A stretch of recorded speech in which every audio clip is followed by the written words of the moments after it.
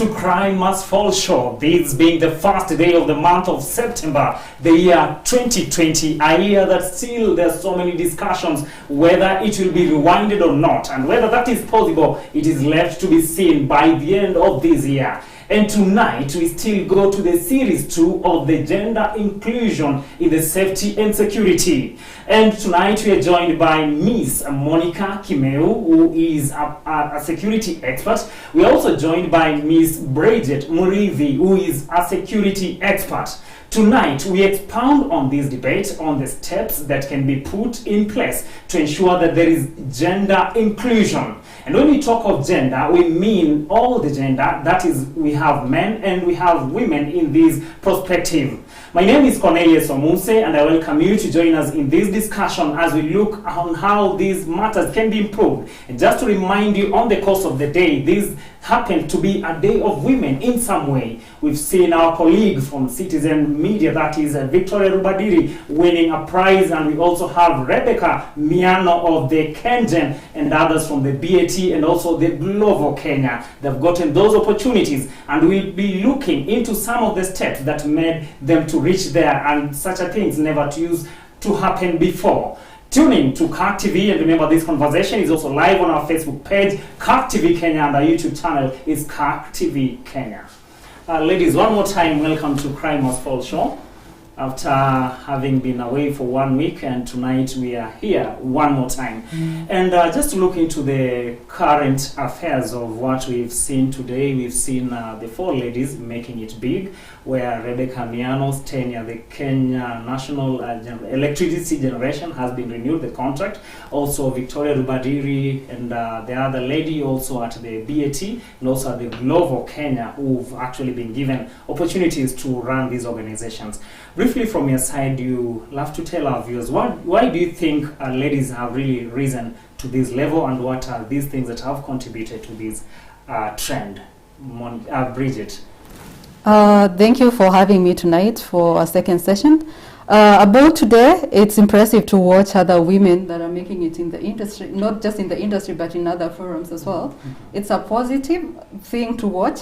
And I think mostly that will be hard work, and we have a platform where they can win as well. So it's a progressive society, and it's a sign that the world is progressing in the right direction, giving women an equal platform as well to get their awards as well. So I would say, away from what we do in our industry, seeing other industries as well progress in that, it's a positive for me. It's a good thing to watch. Many thanks. Let's also get a piece of the mind of Monica.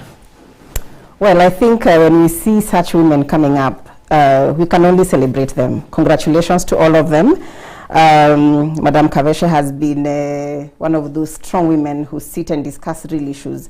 And in our sector, we don't have that kind of boldness.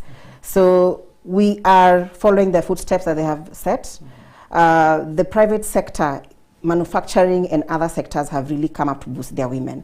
So in the security space, we are seeing that this is a real encouragement for us. It is a challenge, and we are ready to take it up. Many thanks. And now, still on current affairs, before we delve into tonight's topic, is about the matter of the COVID-19 in the country. And for the past 1 week and some few days, we've seen the declining number of the reported cases of infections. And there are different opinions as it regards to that. And there is one joke, I don't know whether it's a joke, you know, we are a country of memes, where there are people attributing that to something maybe that someone did an investigative piece, and then all of a sudden things have started going down. Now, from your own perspective, security people do intelligence matters.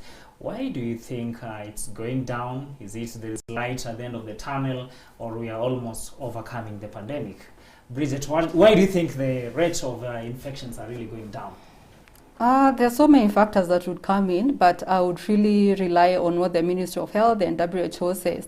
I cannot confidently say maybe they're reducing because we have less cases or for whatever reason, but I would rely on what they're saying. And looking at the statement today, we might not be out of the woods yet, but we will see what the next couple of weeks look like. That is what the Ministry of Health mentions. So maybe it will be too early to celebrate, because again, I think the testing capacity again has declined in a way. For instance, today we had about 1,000 samples that were tested. So that could mean that a reflection of lower testing, lower cases reported. So not really sure. So I'm waiting to see what they say. Yeah. Monica, why do you think from where you're sitting, not really here, but from interactions and also your perception? Well, I can say first of all, the government has done a lot to sensitize Kenyans on the importance of prevention and taking measures to ensure that people are able to protect themselves. So I think the awareness campaign has really been on the forefront, and the ministry has given daily updates on what is happening. So I think that has contributed to people taking caution. And again, people have also been taking a lot of preventive, not medication, but concoctions. People are just aware that they're taking more lemon, they're taking more ginger. So I think these are some of the things that are contributing to the decline in numbers. Yes. Number of infections. And just a disclaimer for our viewers, why we're having these things, I think all of us knows, it's because of the precautions that we are taking about the COVID-19 pandemic. I know sometimes it sounds so irritative from the other end, sound not coming out clearly, but you'll have to bear with us because it is a pandemic and a circumstance that all of us have to find ways of overcoming it. Now, tonight's topic is all about this issue of the inclusion, gender equity when it comes to security. And there is a difference between equality, equity. And most of the times when the issue of equity arises anywhere in any topic, be it in politics, be it in allocation of jobs and opportunities, you find out that it's always very emotive and sensitive. And let's try to establish first, what is this when we talk of gender equity and inclusion? Monica. Thank you, Cornelius. That's a very good question. Gender in respect is largely not about men and women. I think that's the first misconception that is out there. Gender is about social disparities, all right? So we have differences between men and women. We have differences in age, people with disabilities. All these come in the aspect of gender. In our case, because most people think about men and women, then a lot of dialogue is on women issues. But I'd like us to also look at the other broad spectrum of gender. Age, people living with disabilities, different shades of color, which is a global topic right now. So let's be able to understand those differences. Yes. Let's hear from the perspective or the perception of Bridget, the issue of gender, which has always been very emotive. Unaongea unasema you're a feminist, ama una ubabedume, mambo kama hayo. And you might be having a proper point to put across, but because there's not been a proper explanation, expounding on what at the end of it all, especially even on what we're going to touch tonight, then it brings all those confusions and some sort of cold reception towards any particular message that is to be delivered. What do you get when people talk of gender equity? First things first is to let people know that both genders are not the same. And what we're talking about is not eliminating one and saying the other one is superior than the other one. Is all we're advocating for is having both genders work together and realizing that they both bring different strengths to the table, and them working together, that is where we have success, not just in the industry, but in the world as a whole. So I think from the onset we need to put out that we are not advocating or pushing for just a women leading in security industry only, but having both genders working together because they both have something to bring to the table. They are diverse and they are different, and each one of us has something to bring. So the realization that we are different and coming together is for our best interests. Yeah. And it's also important here to find out some guiding principles.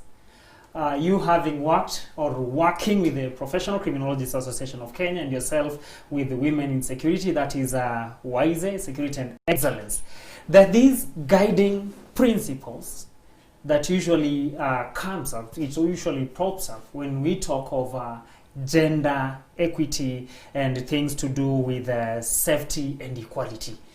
What are these guiding principles which are usually there from all the protocols, international protocols, from the United Nations, from the AU, from the East African community, and also from the local ones that we have, the domestic protocols and guiding principles?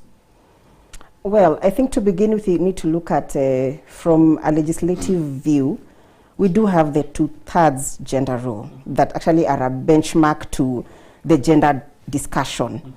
And we just had the Kenya at 10 last week, and the 2/3 gender rule was largely discussed. That's the first benchmark with which we need to discuss gender. At the international platform, we have the UN Resolution 1325 that has clocked 20 years now, where we are discussing about women inclusion in negotiation and conflict resolution. These are policy areas that we can be able to, discuss in terms of how do we engage. All right? In the third spot is the thought leadership aspect. All right? Where we are able to come in terms of safety and security to supplement the physical aspect of it. So in terms of legislative, there is. In terms of, from an international perspective, there is. Locally, we need to see then how do we engage under those three. Yes. Let's also get from Bridget some of the guiding principles as PCAK engages people outside there when they go to meet the youth. I realized the other day the PCAK has got the youth envoy. They have different departments amongst itself or amongst its structure. So what are these guiding principles that you've outlined in the sense that it is able to attract people of different gender without any form of bias or discrimination in your pursuit towards ensuring that all gender is involved?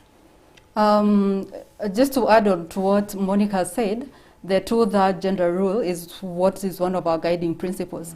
So to begin with, from the top management, from the directors and the governing council, we have the 2 gender rule. So we lead by example that is being that has been set up.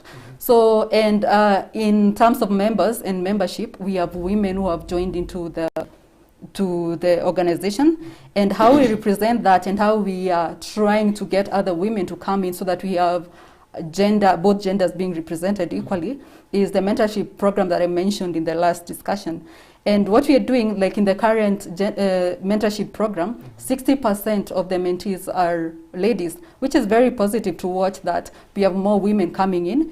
And again, more women are mentoring these young ladies that are coming into the industry. So that is a way of advancing this and ensuring that at no point do we have more men and less women. And again, we are not saying that we are doing away with the men, but we are trying to get into that gender parity thing. Yeah. Thank you. Now, history guides the present and also, the future pursuits when it comes to anything. You see, the society is evolving, or the society is dynamic. When you look on history, you will realize that those people who are tasked with issues to do with security, those people used to go for war whenever there was a war that community A was going to fight community B.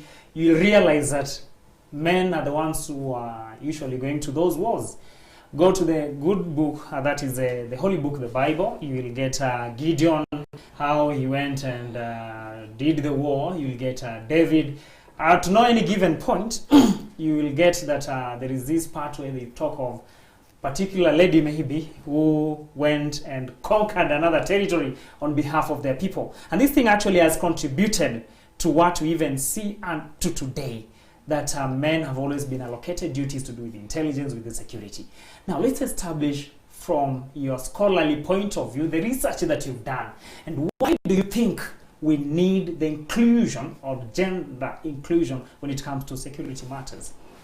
Thank you, Cornelius. I think that's a very good question. To begin with, crime has changed. We used to go to war back in the day. Then we started having negotiations between countries. Foreign policy became an issue. Now we have crime happening in the digital era.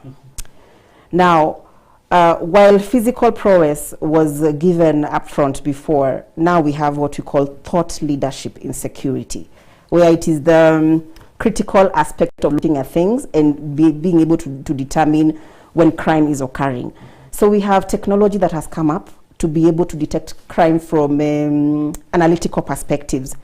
Crime has become more preventive than reactive. Those days of wars and border patrols were about how can you be able to barricade perimeters, all right? But now crime is happening in the buildings we are guarding. Crime is happening in our institutions. So we have come up with technology. The digital era has allowed women to participate in the thought leadership in security in terms of analysis, in terms of critical thinking, in terms of intelligence gathering, you know?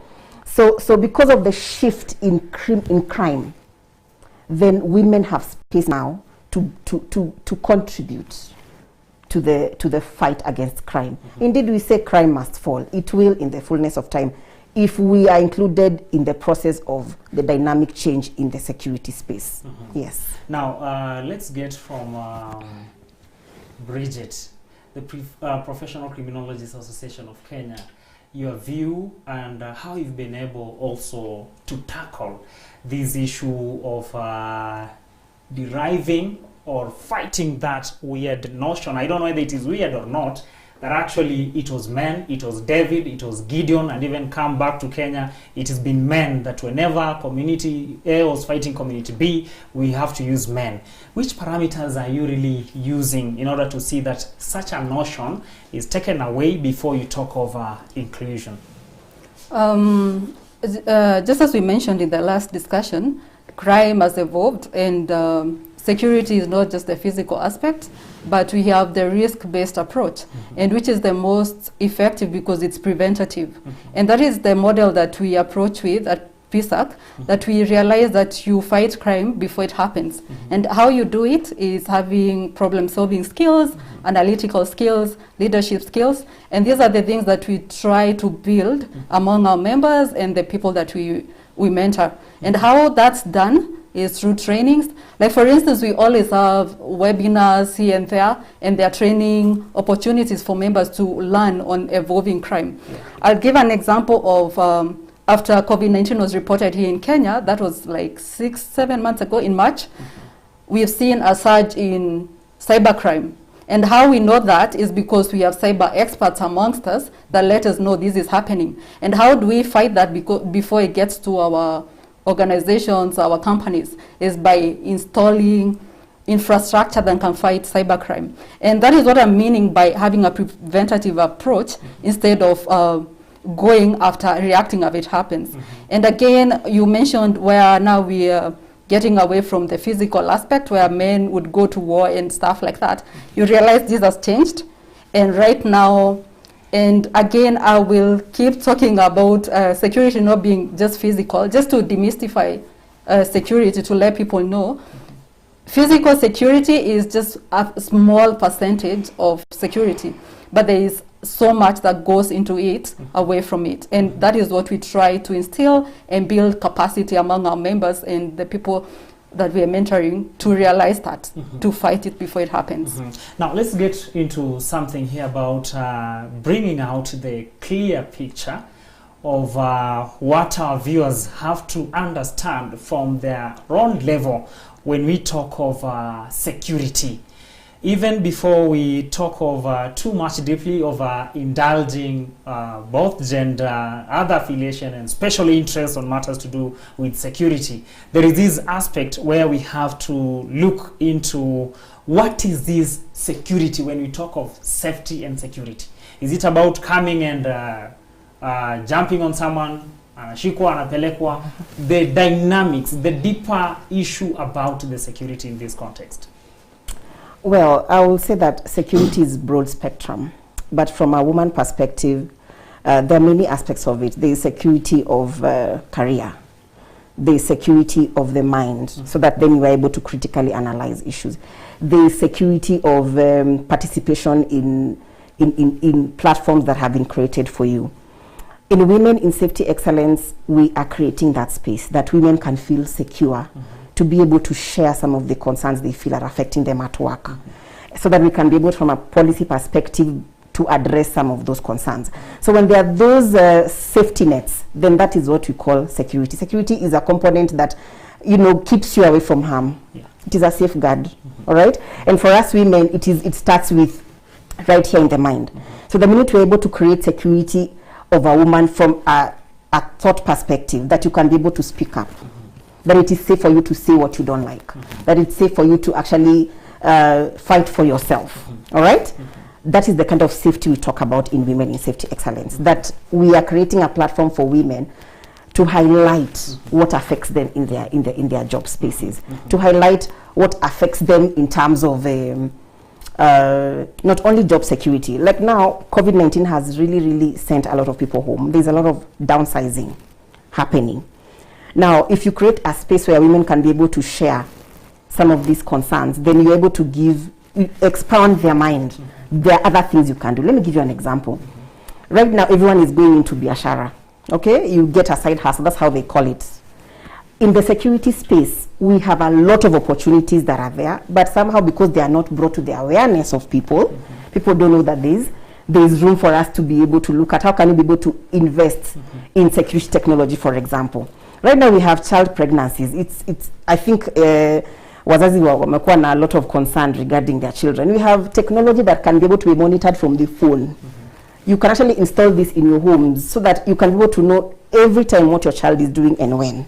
There are safeguards on television stations that have parental controls. You'll find these gadgets are there, but parents do not know how to use them. Yet they're very simple, and they give safe spaces for children to thrive in, and they can still be monitored. So there's a lot of security technology out there that a lot of people are not aware about, that they can venture into this kind of business to highlight it in homesteads. So this is what you want to bring out, that there are other security aspects that no one is talking about. Yes. Yeah. Now, on the part of Bridget, when security is mentioned at a particular moment or a particular point, someone will talk of maybe me just going to be a police officer or being a game warden or something like that. But within your course of duty, there are these other opportunities which Monica has briefly touched on them, that you can advise other people to really look at it and see to it that there are deeper opportunities. If you come with this particular approach, these are some of the things that you stand to gain. And besides you earning from what you're offering as a service, at the same time you'll be contributing to a safer society and probably come in agreement with the PCAK's motto of crime must fall. Yeah. Yeah. So you mentioned that in line with what we are doing at PSAC is mentorship. I mentioned that. And again, we are creating a safe space and a platform like we are right now to demystify what security is and what it's about.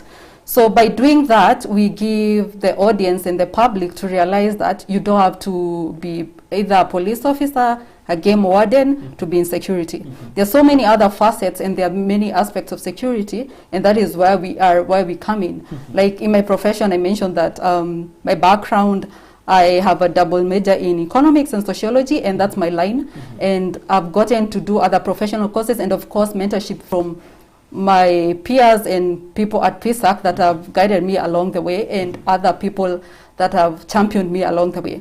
So to say that it's only limited to that sector is limiting it again, because we have so many dimensions to security, cyber security, analysis, and so many others. So it's all about demystifying it and creating this platform as we are and letting people know. And that is what we continually do at PSAC through so many platforms, through our social media campaigns, and the website. You'll always see what it's about. This now brings us to something crucial here about the role and the position of the people living with disabilities.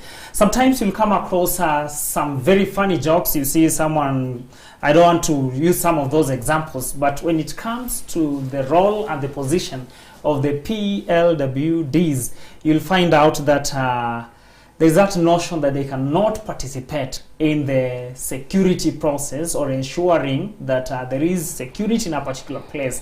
This issue of also their inclusion in the security and safety processes in the society.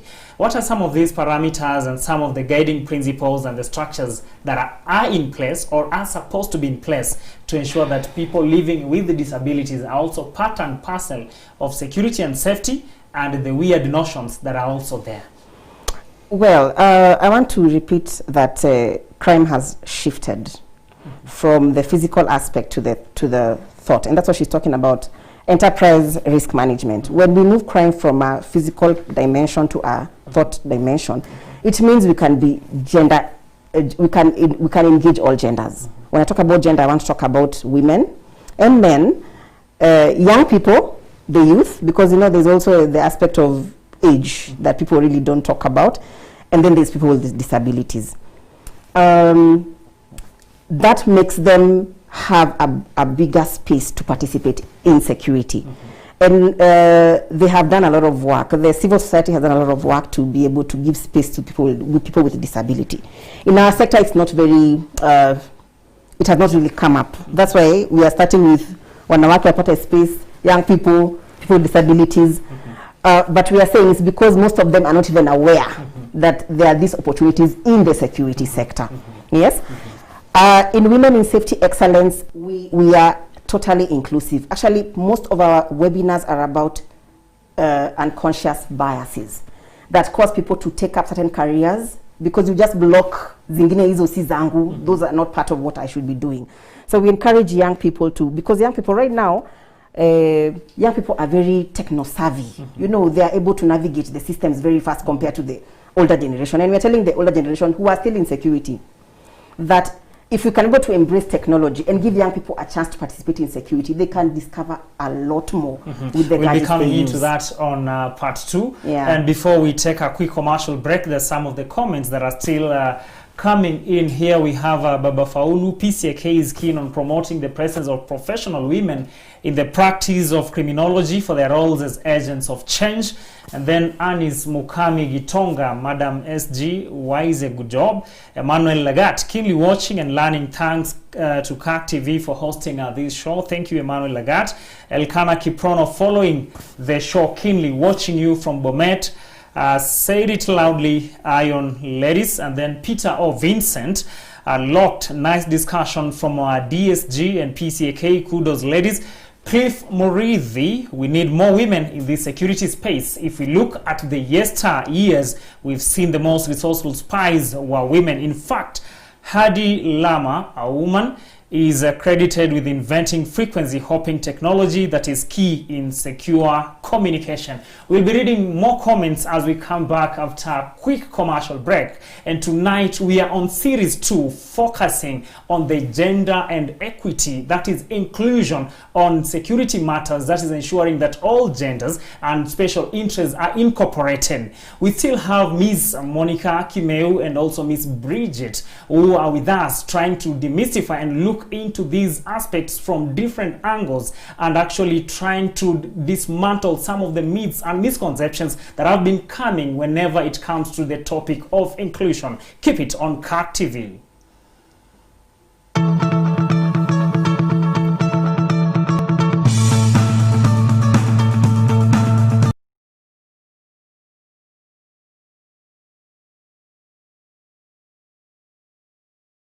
Jeremiah 33 verse 3 says, "Call to me and I will answer you and will tell you great and hidden things that you have not known."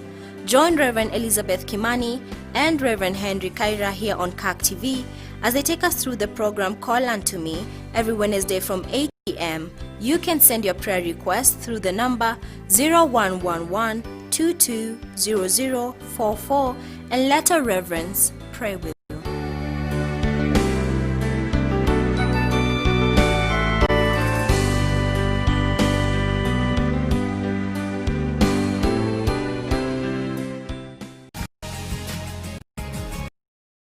Latch on to something, I don't care how tiny it is, that is a good thing in our life, something that God is doing in us. I want you to decide tonight 2 things: that you are going to help more people than you've ever helped before, and that you are going to let God work with you every day of your life to be more and more excellent and better at everything that you do. And the more you celebrate the good things, the smaller the bad things are going to become. Come on now. Enjoy Everyday Life with Joyce Meyer every day at 9 p.m. for encouraging and impacting moments on CAC TV.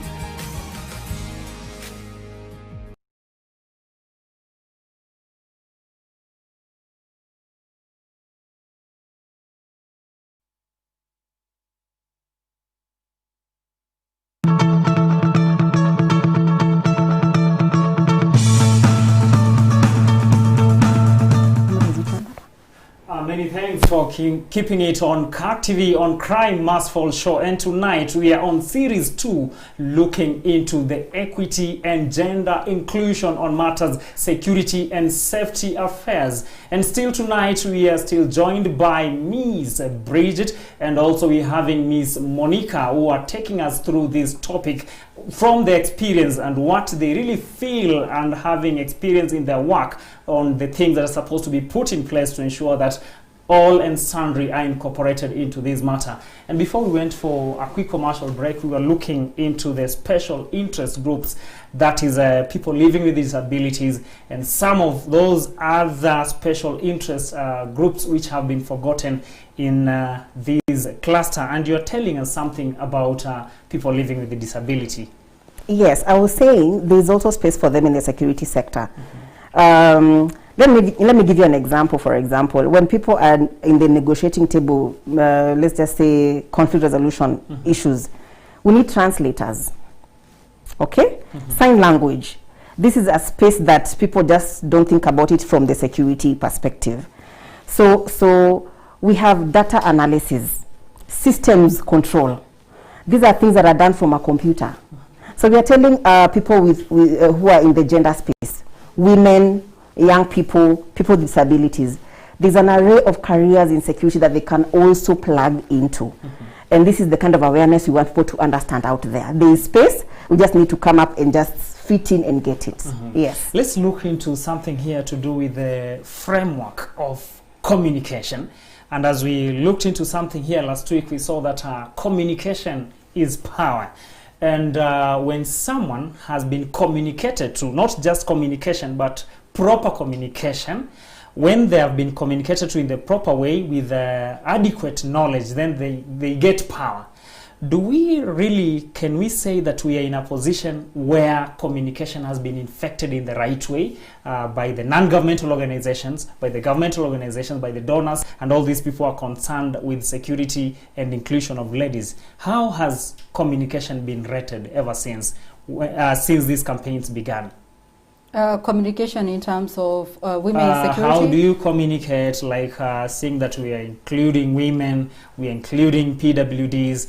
Is communication effective in the way that people are getting deeper communication on the need for their inclusion on matter security? Well, security and security awareness and awareness of the opportunities available in the security industry, there is a gap there, and that is where now we come in as PSAC to let people know the opportunities that are there. And again, I think I've mentioned this so many times, that the idea is to bring in and showcase that there are different dimensions to security. And it's not just the physical aspect of it. And because it's not the physical, which was limited to only men who obviously have the physical prowess, who can fight and go to war. Now we have other aspects, like I mentioned, analysis, cyber security, and many others. That is what we're trying to put out there. So many platforms are there, and some of them I'd mention, like right here, we are letting people know there are so many other aspects to security. And we are letting them know that you do not have to be limited to just the aspect where if you're not a police officer, you're not in security, but there are other dimensions to it, because you're incorporated into an organization as a person that is a problem solver, coming up with solutions in line with the missions of a company. And how we do that at PSAC is we have so many forums. One, mentorship, I mentioned that. And another one, we have groups, social media pages where we advocate and let people know of opportunities that are out there. And being a part of the network, you already know that you have other people in other industries. Like, for instance, I have met people in in cybersecurity that I wouldn't have known in line with what I do. But now we've diversified it in such a way that now people are aware there are so many other aspects and many other ways that security can come in. So a way that we're doing that is the training opportunities that are available. I mentioned that we always have webinars, and there are so many others. If you want more training, you can always reach out and people will guide you through that in a different direction. And raising a generation that is aware of this will bridge the gap that we mentioned. There are very few women in the industry, and this is because they're not aware. I have met so many people who, when I mention I'm in security, they're like, what do you exactly do? And you're not a police officer.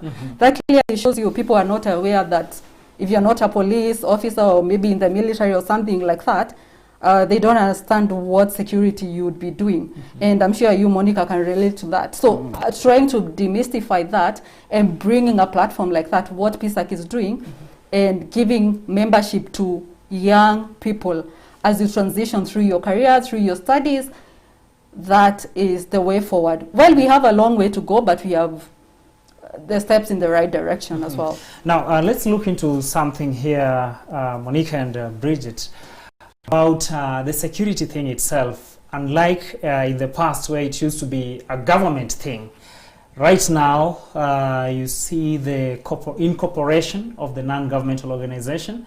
You are from an NGO, she is from an NGO. And you see NGOs from their own self, unlike the government who get taxes, they are able to have a budget to run their ABCD matters to do with the security. When it comes to partnership and some of the challenges that the NGOs face as they try to come up with plans, with initiatives, with reports, with research and all that, what are these challenges that the NGOs are facing, beginning from where you're sitting, and what do you think should be done in order to see that you're also strengthened on your part as you complement the government in the journey towards achieving the best security for the country and even beyond? First of all, Cornelia, security is a business. Because it's from a private security perspective, it is a business in the sense it gives solutions to vulnerabilities in the business cycle. Okay? And because of that, then we have a lot of people who have been able to venture into it as a business. And because of that, we have stakeholders who actually work with government to give them the right equipment to be able to combat crime, the right technology to be able to collect intelligence. So the private sector provides this aspect of equipment and technology to the government through contracts and stuff like that. So in that way, then we complement the human from a government perspective. They have the human resource. Okay, government is the largest employer of security in any government. They have the human resource. From the private sector, we bring in, yes, the human resource is there in their numbers because the guard force is so big in our sector.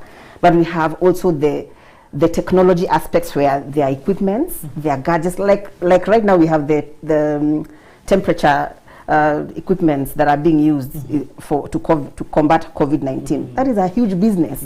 Yeah.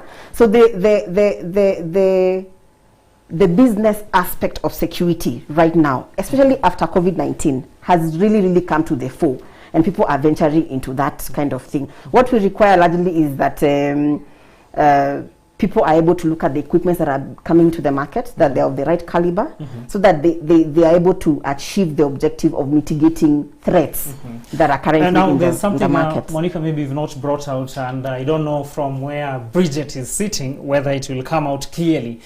My interest is understanding where NGOs stands. Are you well funded? Do you have enough resources that you need to do all these complementing the government, coming up with workshops, or you have an appeal that also other partners to come and partner with you on this? Are you sorted? That's a very good question, Cornelius. Actually, we have associations that have come up, groups of different business enterprises. Like, for example, we have WISE, Women in Safety Excellence, or we have business ladies who are doing security. and other associations that are in the private sector. And we have been able to come together and form what we call the National Security Congress. And we're engaging government to be able to tell them, this is some of our concerns, this is how we want to work with you. And we want a mechanism to do that. We have the Private Security Regulatory Authority that has been instituted to be able to, you know, loop us in and work with us and see how can we be able to regulate the industry, that we have the right experts, we have the right practitioners, we have the right equipment to be able to work with government. So the structure is there.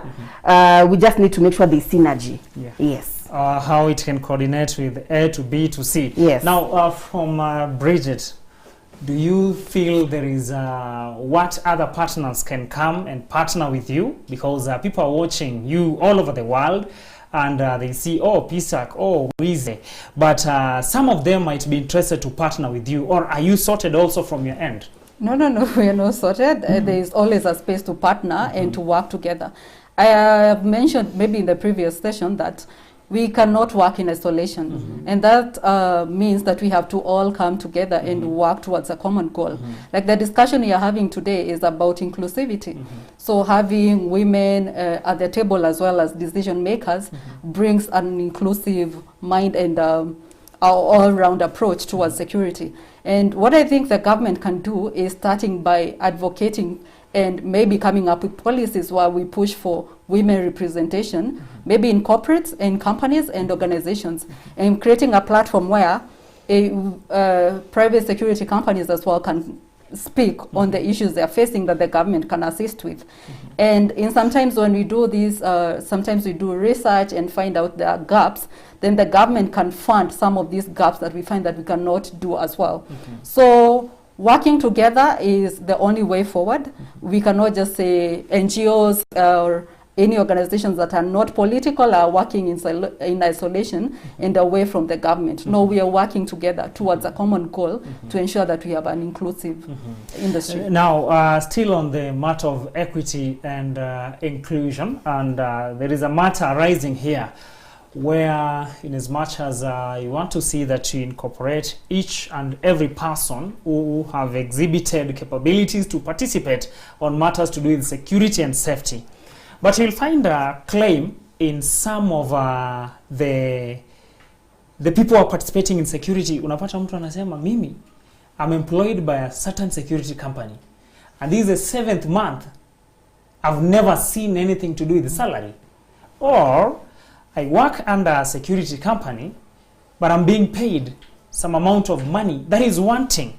So from your end, have you come up with a framework, a mechanism that says this is how practitioners in the security industry are supposed to be paid, and in case they have any complaints to bring up, these are the modalities, this is a place, this is what WIZE does, a department in WIZE, this is a department in PCAK, which when you are a security person, you've not been paid, or you're being paid some amount which you think it's not in line with what you are providing, or sometimes you're being given other responsibilities to do, or your work is endangered.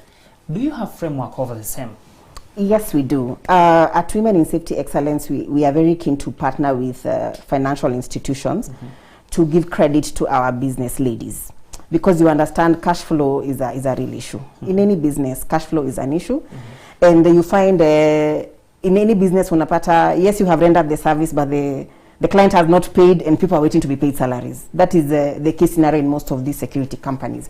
But we have been able to give them a lot of training, and this is something we are working on to ensure that we partner with the right institutions that are women friendly and come up with packages that we can be able to negotiate for our members to be able to plug in, get easy credit that we can be able to vouch for them as an association. That is number one.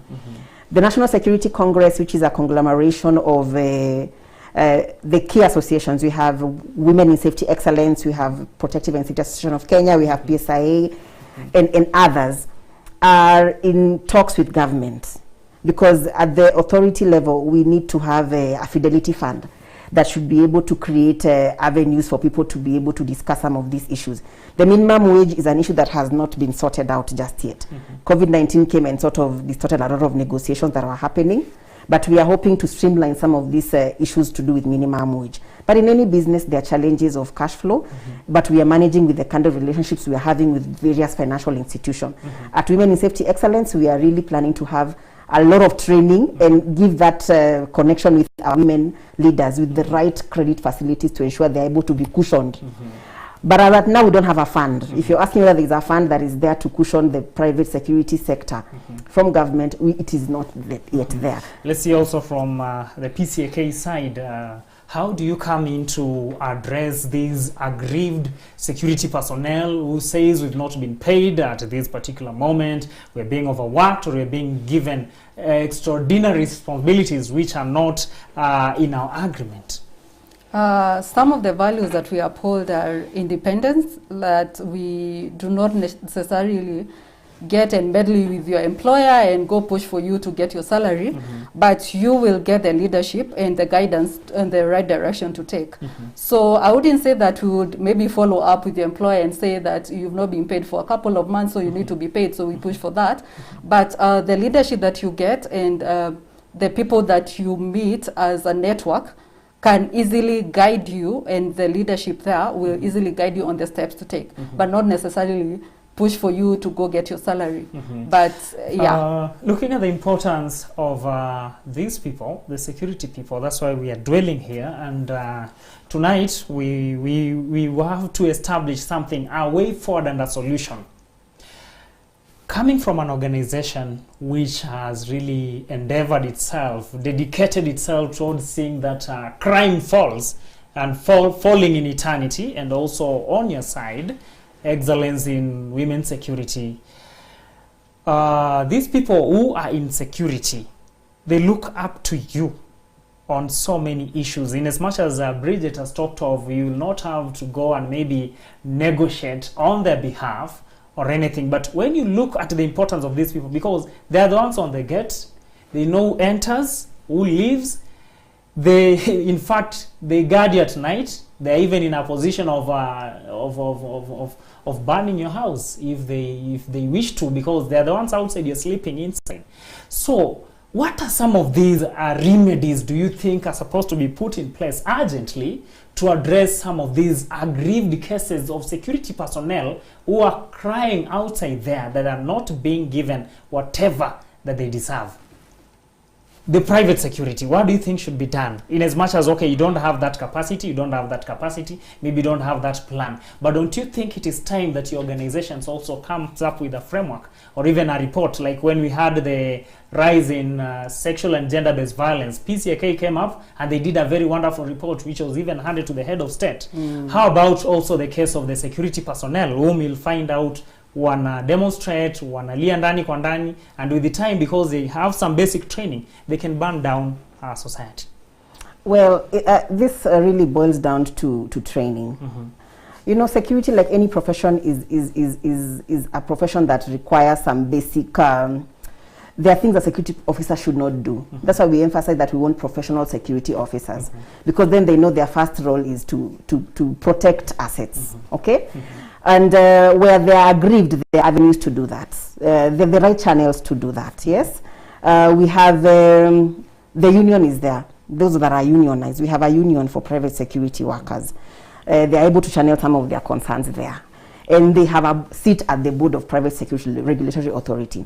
Those who are corporate members in associations, like for example in Women in Safety Excellence, we are going to, we have a slot for corporate membership, where we have women who have businesses are part of our members. And in that setup, we are able to train these security officers. This is how you go about issues at your workplace, so that we don't have security officers who are supposed to be working, striking. Yeah? Have ways of being able to communicate some of those concerns. So this requires a lot of training, professionalism, and respect for the clients. We tell the public out there, these security professionals ni watu kama nyinyi. They are human beings. They deserve respect, kuongeleshwa vizuri, na to be appreciated, so that hata kama kuna challenges, hakuna mwenye akosangi mshahara. But you see, you've been there the whole day. You're manning this, the people you are serving don't even appreciate the work you do. So we appeal to the customers out there, because they're the ones who consume this security service being offered. It starts with the client to respect the security guard. And in Women in Safety Excellence, the first thing we are advocating is that the security profession needs to be respected from bottom up, not just the management level. Inaanza na askari ambaye ako kwa mlango. Aheshimike so that kuna anything he can go to report confidently, knowing that at the end of the day their work is being appreciated. Yes. Thank you. Now, as we are coming to the end of maybe our show, before we read some of the comments and feedback, Bridget had something maybe to bring out to the attention of these interested people who want to come into the security industry, participating in it. And there are these minimum requirements for the training, and also some of the things that you have to bring out to those ones who are interested in participating on security matters, like a Form 4, Class 8, and all that. Especially in the private, leave alone on the government side, because that one is usually advertised and there are those regulations which will come later on. But on your side, from your experience all through. Yeah, from my experience, and I mentioned in the previous show that back in the day, maybe 10 years ago, we did not have courses that are being offered locally. And again, we did not have organizations like PSAC that would offer trainings and a guide through. But right now there are resources, and if you want to start, the best place would be to do your research, and that would be probably to reach out to PSAC and people who have been in the industry before. And this way it gives you a diverse opinion on what you want to do. Because sometimes you might be interested in coming into security, but you don't know where to start and which sector to get into. And this way, by speaking to someone who's been in the industry for a while, they can easily guide you and let you know these are the options that you can choose from. And this is what works in line with what your grades look like, your interests, your passions. And now starting from there, training, mentorship, and all that is now available, which was not. And that is why I'm grateful for the few years that we've seen the growth in the industry. As much as it's a slow pace, we can see even private companies as well as starting up that are focusing on women solely that. So there are opportunities for that. And again, something else that I would want to mention around that is before you get started, you will have someone walk with you through the journey. Like when you go on internship, it's very hard to know where do I start looking for an internship opportunity. But having people who've been in the industry for like 10 years will let you know, okay, this is what you do, this is what you need to train on, this is what you need to work in, and these are the security courses to take. Because that can be very challenging, how you navigate through the industry and who you need to know. And again, you know, like any other career, and that is what PSAC is trying to do. You realize every other career path, maybe accounting, medicine, doctors, and all that have their own organization that can guide you, that has guidelines. But this say criminologists didn't have, but now we do. So you'll have a group of people to hold your hand along the way. Many thanks. Now, as we come to the parting shot, these some of the things, approaches, and the advice, appeal that you bring on board as far as equity and inclusion, the whole issue, broadcasting of messages and partnerships, funding, and demystifying all those myths and misconceptions. What do you think is a parting shot? Your parting shot, what do you think should be done to see that we have a secure structure, and a structure that is inclusive to all and sundry? Thank you. I wish to call upon all genders. And when I say all genders, I mean women, I mean young people, I mean people with disabilities. There is space for you in the private security sector. At Women in Safety Excellence, we are purposefully creating spaces for women and young people. When we say young people, we are saying there's this disparity sometimes in age. Unaona wewe una miaka mingi, so huwezi enda kwa hiyo sector. We are saying those of us who have been here for decades in this sector, we are embracing the young generation to come up and take up space in security. We want to have cyber security engineers, all right? So we are saying, ladies, come on board as yourself. Don't try to be a man. You cannot be a man. Don't be deceived that you can be masculine. No, come in your space. with all your attributes, do what you can to bring solutions in the security sector. We're embracing that, and at Women in Safety Excellence, there is space for all of us to be able to participate in crime and crime must fall. Many thanks, Bridget. Your parting shot as far as inclusion and matters to do with safety and security are concerned in the society. Yeah, there is space for everyone. There's a space for women. There is a space for people living with disabilities. And again, my parting shot is something that I've mentioned over and over. Security is not physical. There is so much aspect to it. And you will not walk alone, because the fear is usually, where do I start? Who do I work with? How do I know this? You have people around you. You will build a network that will help you and reinforce that. Again, I would urge that we have more women at the decision-making table. Yes, it's good enough to have people as security managers and women at other levels, but as decision makers, maybe as directors, CEOs, and maybe at the board level, that can incorporate these ideas as well. So many things, Bridget. And just to read some of the final comments here, we have one of our very own, that is Philemon Samoe, saying, watching keenly, the two ladies are doing justice to the topic of tonight. And he is saying kudos and thumbs up to you. We have Siana J. Darkovsky, I think this is a name from all the way from Russia. That's a fantastic question. People with disabilities need to be brought into the conversation and be part of the solutions. That is a wonderful show worth following. Vivian Park member watching from Kitengela.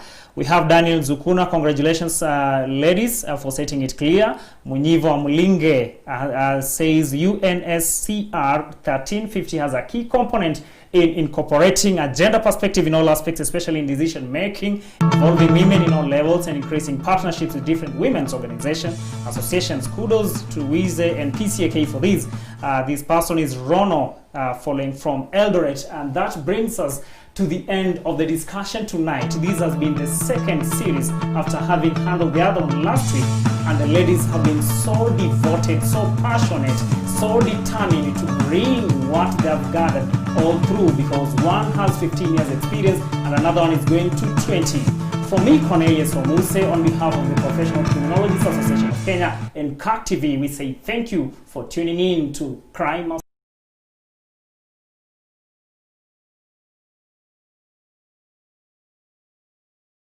Jeremiah 33 verse 3 says, "Call to me and I will answer you, and